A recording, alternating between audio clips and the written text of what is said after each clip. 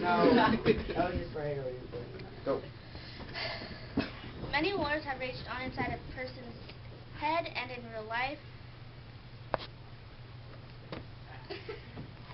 Yet all wars have two things in common. First, there are two sides, and second, when the war is done, it would leave a person damaged.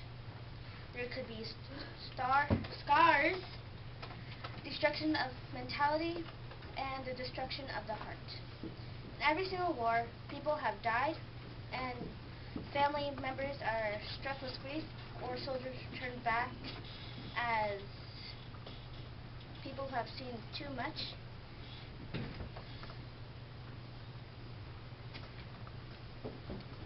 And some people become greedy. War is always followed by loss of mind and heart. Every single war, except for maybe the Cold War, have had death. Elijah's family was included in those deaths. Elijah had lost his family.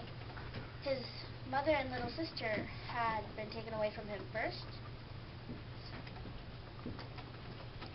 On page 29, stated by Elijah, I didn't know that this was the last moment in time and place where I was leaving my mother and Zipporah forever. When Elijah had said or thought that, he basically meant that they were killed by the Nazis. And his thinking had kind of changed at that moment, and it was really proven that it had changed when his father died. Page 112. And deep inside me, if I could have searched the recesses of my feeble conscience, I might have found something like free at last. Elijah had changed, whether it had been the other people's words or actions, or if he had realized he should have left his father at the beginning to save himself from the grief of when he died. Meerkats was supposed to be the strongest one of the Jews, and when they said strong, they basically meant emotionally strong. However, towards the end of the book, Meerkats couldn't take the loss of his son very much anymore, and stated by Ellie Weasel, page 103, I can't go on slow-mo. I can't help it. I can't go on. My father had taken his arms, and Meerkats, the strong one, sturdy of us all, began to cry. Meerkats had become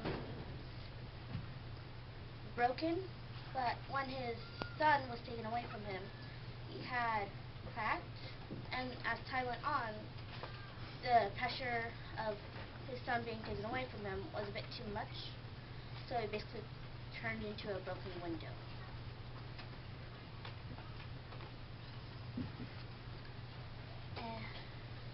And the people had left him there and didn't bother to try and cheer him up. They basically did that because of greed. When war starts and people are left with little to nothing or kept as slaughter material, as I would call it, their greed overcomes their conscience of right or wrong.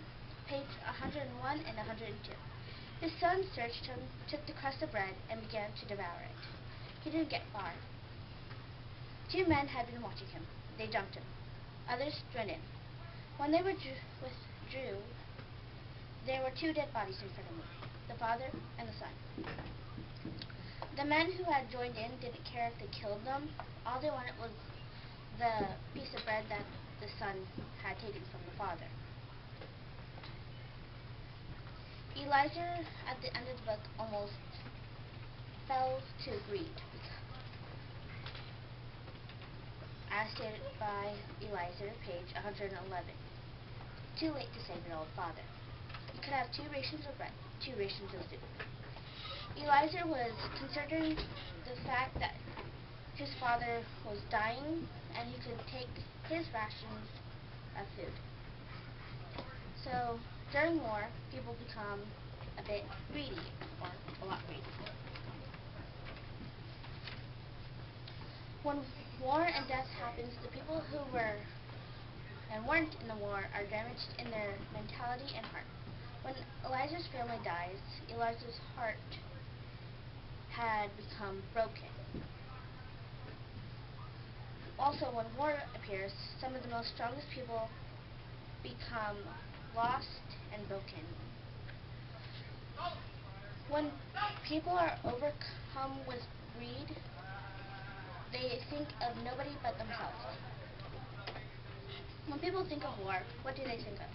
Do they think of the fallen soldiers, or the innocent people who had died or the people who had lost their lives to live, or lost their will to live because they had lost their families to the war?